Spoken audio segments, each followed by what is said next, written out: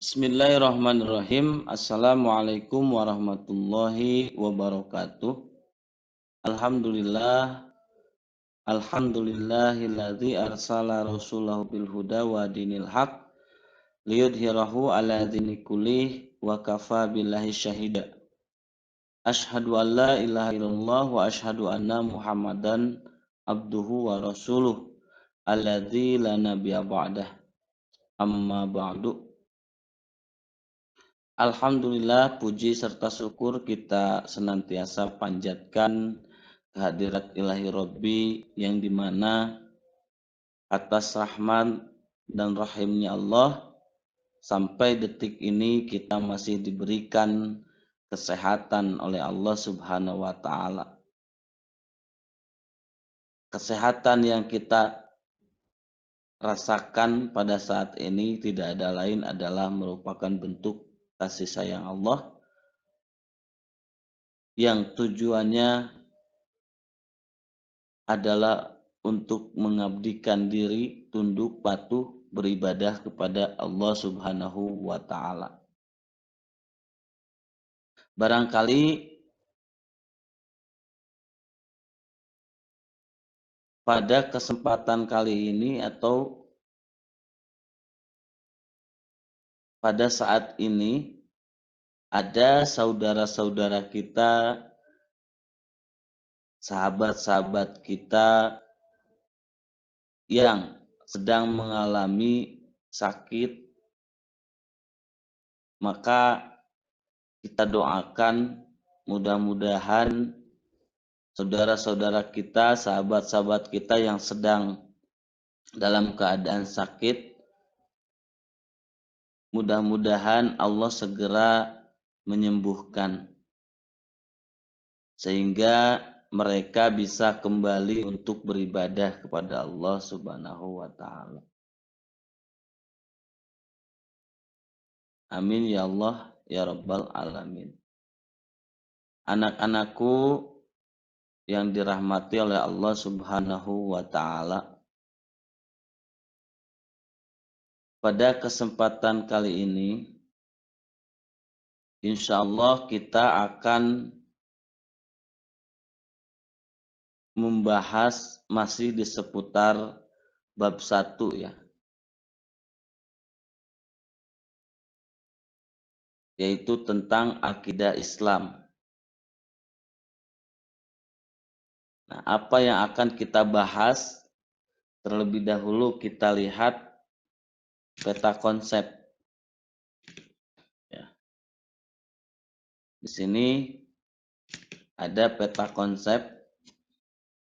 Nah, pada video pertama kita sudah membahas atau mempelajari tentang pengertian akidah Islam dan dalil tentang akidah Islam. Kemudian di pembahasan kedua atau di video kedua kita sudah mempelajari dasar-dasar akidah Islam atau sumber hukum akidah Islam.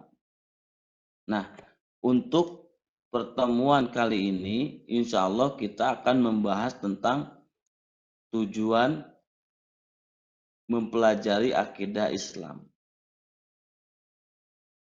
Apa saja tujuan kita mempelajari akidah Islam ini? Baik, kita lanjut. Nah, yang pertama, tujuan mempelajari akidah Islam ini adalah untuk memupuk dan mengembangkan dasar ketuhanan yang telah ada sejak kita lahir. Ya. Nah, dengan kita meyakini bahwa Allah sudah memberikan kita dasar ketuhanan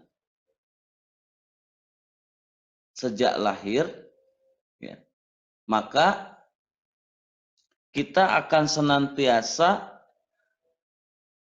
melakukan atau beribadah kepada Allah dengan melakukan hal-hal yang disukai oleh Allah, dicintai oleh Allah,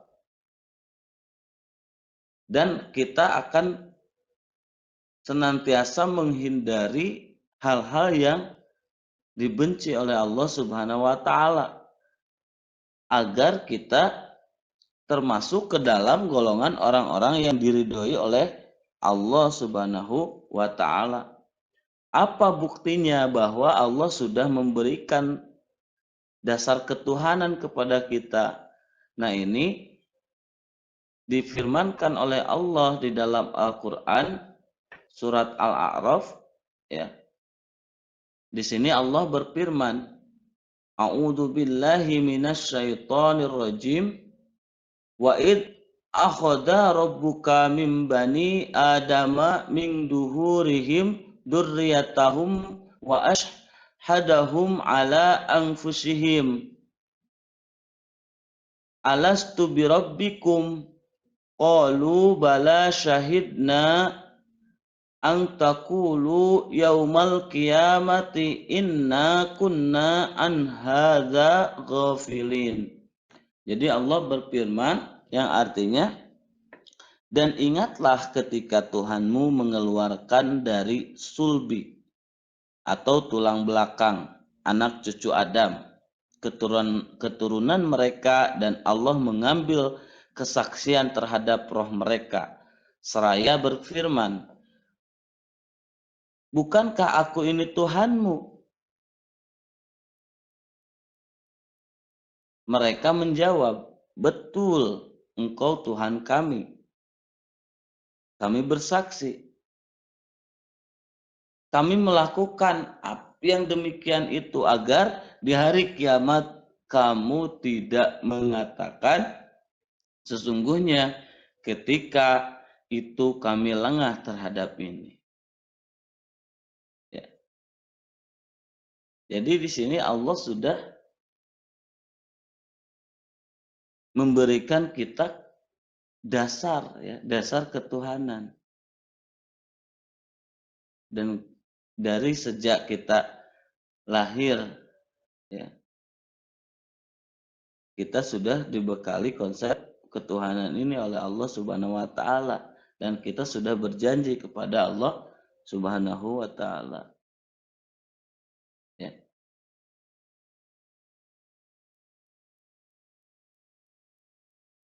Alastu birabbikum. Ya, di sini. Jadi Allah sudah mengatakan kepada mereka atau kepada kita semua, bukankah aku ini Tuhanmu? Dan kita sebagai makhluknya menjawab, betul, engkau Tuhan kami. Nah, artinya di sini kita sudah mengadakan perjanjian. Nah, ini yang disebut dengan akidah, ikatan atau perjanjian antara manusia dengan Allah. Ya.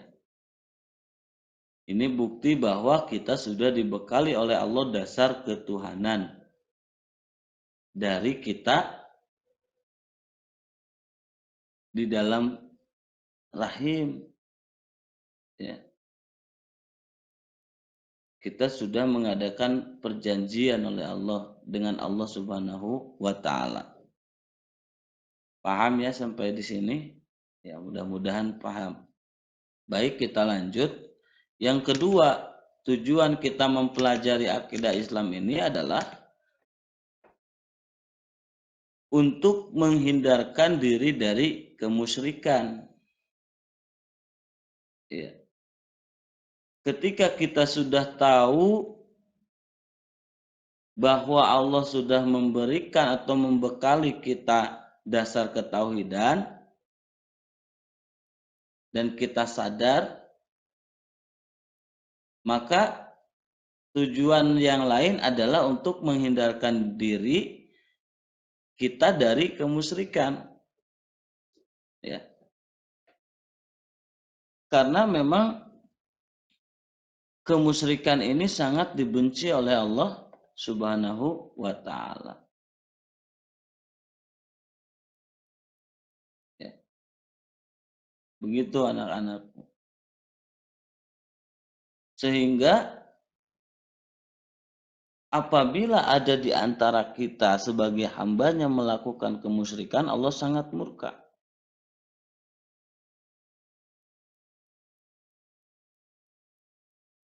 Nah, di sini Allah berfirman di dalam Quran surat Al-An'am ayat 153, A'udzubillahi minasyaitonirrajim. Wa anna hadza siratim mustaqiman fattabi'uhu wa la tattabi'us subula fatafarraqa bikum an sabilihi dzalikum wassaqum bihi la'allakum tattaqun. Al-ayah.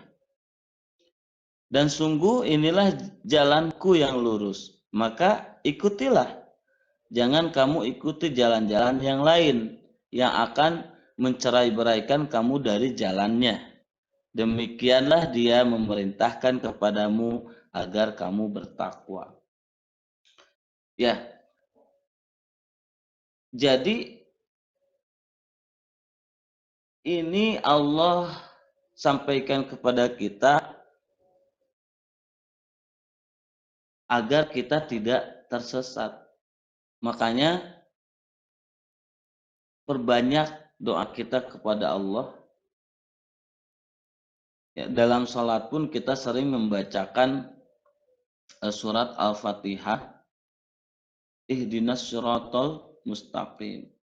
Kita memohon kepada Allah untuk ditunjukkan jalan yang lurus, yaitu jalan orang-orang yang diridhoi oleh Allah Subhanahu wa taala. Ihdinas Siratal Mustaqim. Berikanlah kami petunjuk jalan yang lurus, supaya kami terhindar dari kemusyrikan. Nah itu, ya. Jadi intinya kita mempelajari akidah Islam ini adalah supaya kita terhindar dari yang namanya kemusyrikan, yaitu menyembah selain Allah Subhanahu wa taala.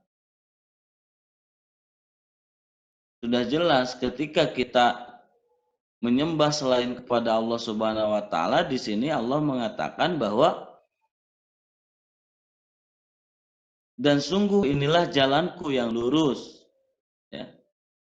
Nah, ketika kita tidak menyembah Allah atau menjalankan kemusyrikan, melakukan kemusyrikan, maka sudah jelas bahwa yang kita lakukan ini tidak lurus atau tidak benar. Kata Allah, maka ikutilah.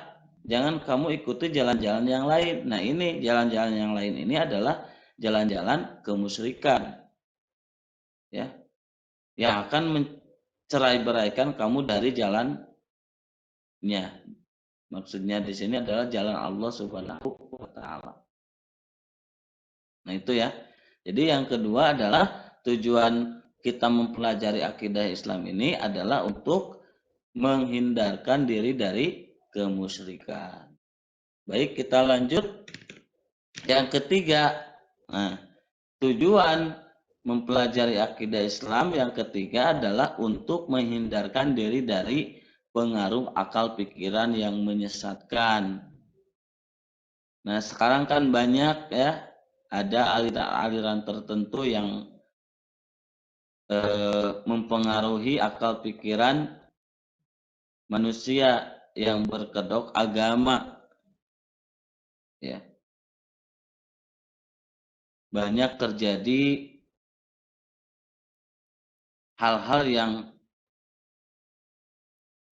agama Islam ini tidak suka dengan hal seperti itu. Contohnya pembunuhan atau pengeboman, bom bunuh diri dan sebagainya. Nah, itu dampak dari pengaruh akal pikiran yang menyesatkan, ya, bahwa Allah tidak menyukai itu.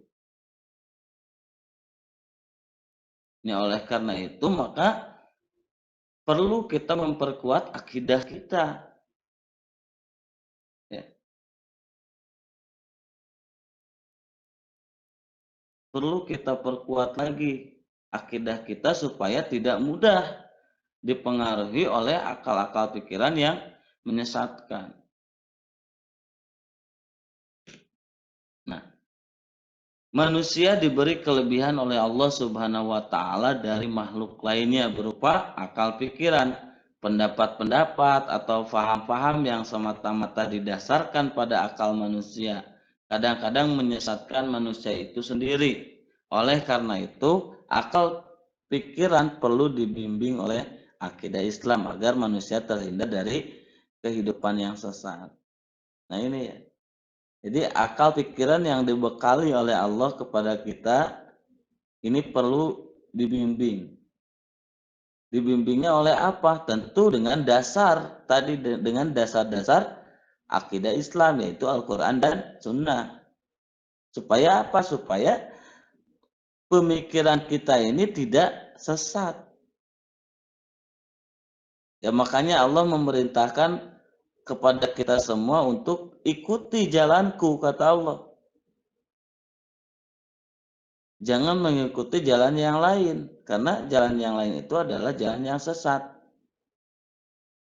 Nah, di sini ya, fungsinya kita mempelajari atau meyakini dasar-dasar hukum, ya, akidah Islam, yaitu Al-Quran dan hadis. Jelas-jelas sudah jelas ya bahwa Al-Quran dan hadis ini adalah petunjuk untuk kita supaya kita tidak tersesat. Nah, baik itu tersesat oleh pengaruh akal pikiran ataupun tersesat oleh hal-hal yang lainnya, maka kita wajib meyakini dan mempelajari dasar-dasar hukum Islam. Nah, seperti itu ya. Kemudian yang keempat, tujuan kita mempelajari akidah Islam ini adalah memupuk dan mengembangkan dasar ketuhanan yang ada sejak lahir. Nah, kalau tadi yang pertama kita sudah tahu bahwa Allah sudah memberikan kita dasar ketuhanan sejak lahir. Nah, sekarang bagaimana caranya dasar ketuhanan ini kita pupuk dan kita kembangkan supaya kita tetap sadar dan tahu bahwa di dalam diri kita ini sudah ada dasar ketuhanan. Jadi secara fitrah ini manusia adalah makhluk yang berketuhanan. Ini sejak lahir manusia cenderung mengakui adanya Tuhan. Dengan naluri ketuhanan, manusia berusaha untuk mencari Tuhannya. Kemampuan akal dan ilmu, ya, yang berbeda-beda memungkinkan manusia akan keliru mengenal Tuhan. Dengan akidah Islam, naluri atau kecenderungan manusia akan keyakinan adanya Tuhan yang Maha Kuasa dapat berkembang dengan benar. Nah, ini jadi kita mempelajari akidah Islam ini selain dari yang tadi yang pertama ya, selain dari untuk mengembangkan dasar ketuhanan yang telah ada sejak lahir, juga ya secara fitrah kita sudah sadar bahwa kita adalah makhluk yang berketuhanan. Ya, dalilnya kan tadi sudah. Nah, kalau misalnya Ya seperti contohnya ketika kita terbawa arus, pasti kita akan meraih apapun agar kita selamat dari terjangan arus tersebut. Mungkin ada ranting dan sebagainya. Nah, itu adalah bentuk fitrah manusia. Jadi, sejak dilahirkan manusia cenderung mengakui adanya Tuhannya. Nah, kalau misalnya tidak ada dasar, ya, tidak ada dasar hukum Islam di sini, yaitu Al-Quran dan Sunnah, maka manusia akan menjadikan apapun sebagai Tuhannya. Nah, di sini perlunya kita mempelajari dasar-dasar akidah Islam supaya kita tidak salah dalam mengenal Tuhan.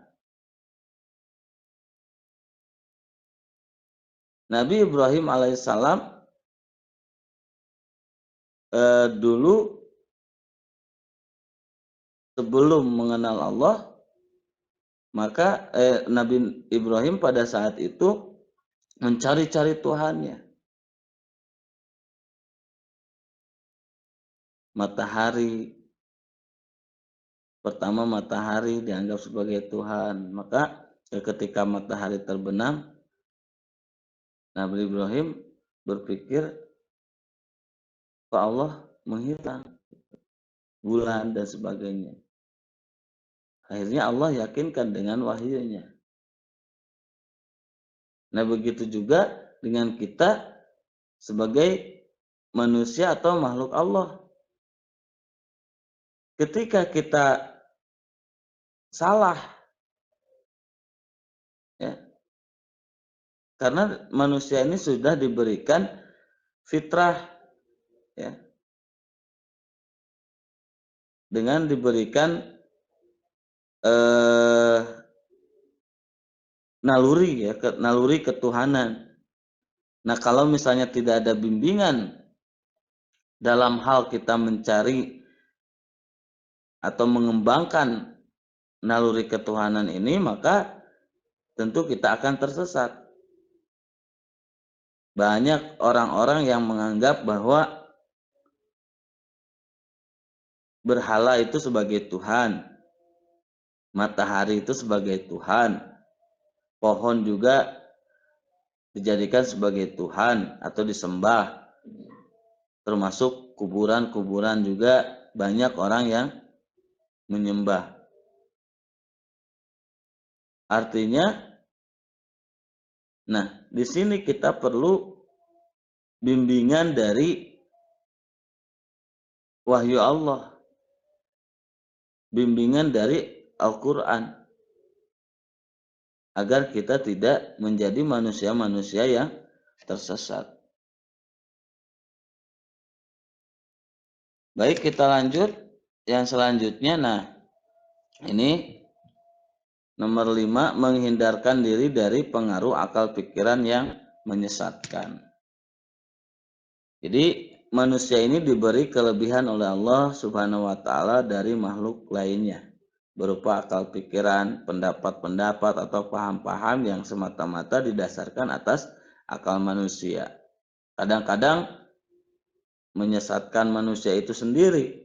Nah, oleh sebab itu akal pikiran perlu dibimbing oleh akidah Islam agar manusia terbebas atau terhindar dari kehidupan yang sesat. Ya. Jadi